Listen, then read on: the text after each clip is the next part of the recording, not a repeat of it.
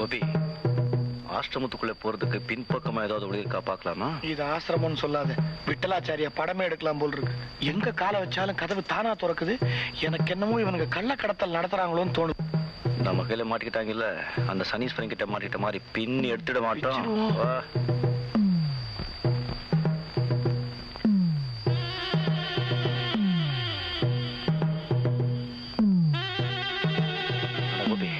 கட்டடத்தை சுத்தி வந்துட்டோம். உள்ள போறதுக்கு எங்கேயும் ஒளிய காணோம். வழி நான் காட்டுறேன். உள்ள ரொம்ப சட்டையா இருந்தது, அப்படியே காத்து வாங்க வந்தோம். அது என்னங்க பனிக்காலத்துல இவ்வளவு புழுக்கம்? ஆசிரமத்துல காத்தே இல்லையே. காத்து காத்து தானே வேணும்.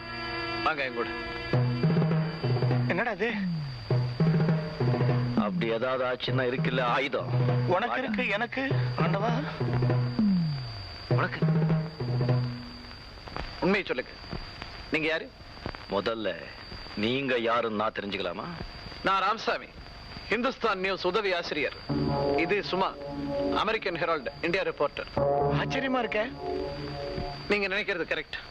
இந்த சாமியாரை பத்தின உண்மையான விவரங்களை எல்லாம் தெரிஞ்சுக்கிறதுக்காக இவருடைய நிர்வாகியா நான் நடிக்கிறேன். சாமியாரோட பக்தையா நான் நடிக்கிறேன். ஆமா, இவ்வளவு சக்தி வாய்ந்த சுவாமியாரால நீங்களா நிஜமா போலியான்னு தெரிஞ்சுக்க முடியலையா? முதல்ல இவர் சக்தி வாய்ந்தவரான்னு தெரிஞ்சுக்கங்க. இவன் ஒரு போலி சாமியார். இவங்கிட்ட எந்த விதமான சக்தியும் கிடையாது. மனோவசியம் தெரிஞ்சிருக்கு, அழகா பேசுறான், சில சித்து விளையாட்டுகளை கத்து வச்சிருக்கான். ஆமா, நீங்க எதுக்காக இங்க வந்தீங்க? Police officer sir. நானும் என் வைஃப் ஃப்ரெண்ட்ஸுங்களோட பிக்னிக் வந்திருந்தோம். அப்போ ஒரு நாள் இந்த பக்கம் ஒரு நரபலியை பார்த்தோம்.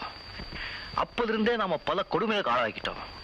என்னுடைய ஆரோக்கிய நண்பனை நான் இழந்துட்டேன். இத போலீஸ் கிட்ட சொன்னா அவங்க நம்ப மாட்டேங்கிறாங்க. அந்த நரபலிக்கும் என் நண்பன் சாவுக்கும் இந்த சாமியாருக்கும் ஏதோ சம்பந்தம் இருக்குன்னு நான் சந்தேகப்படுறேன். ஐ சி. நினைச்சேன் ஒரு நாள் அந்த சாமியார் அறைக்கு போகும்போது எப்படி அந்த ராஜா கூட்டத்தை தீர்த்து கட்டிடுங்கன்னு அவர் சொல்லிக்கிட்டு இருந்தார். இப்ப நாம எல்லாருமே ஒரே நோக்கத்துல தான் இங்க வந்திருக்கோம். சாமியார் கிட்ட சக்தி இருக்கோ இல்லையோ, பணபலம் எக்கச்சக்கமா இருக்கு. அவரை பைத்தியக்காரத்தனமா பகவான்னு நம்பி வழிபடுற கூட்டமும் இருக்கு. இவரை பார்க்க பல மாநிலங்கள்ல இருந்து ஆளுங்க வராங்களே, அதுல நிறைய பேர் பாலிட்டிஷியன்ஸ் இருக்காங்க. எல்லாரையும் அவர் வாழ்த்தி ஒரு 100-150 பேரையாவது அடுத்த எலெக்ஷன்ல நீ ஜெயிச்சு மந்திரி ஆயிடுவேன்னு சொல்லியிருக்காரு. சில மாநிலங்களில் சில பேர் மந்திரிகள் ஆயிட்டாங்க. சரிதான். இப்ப அந்த செல்வாக்கு வேற அவர் கூடி இருக்கும்.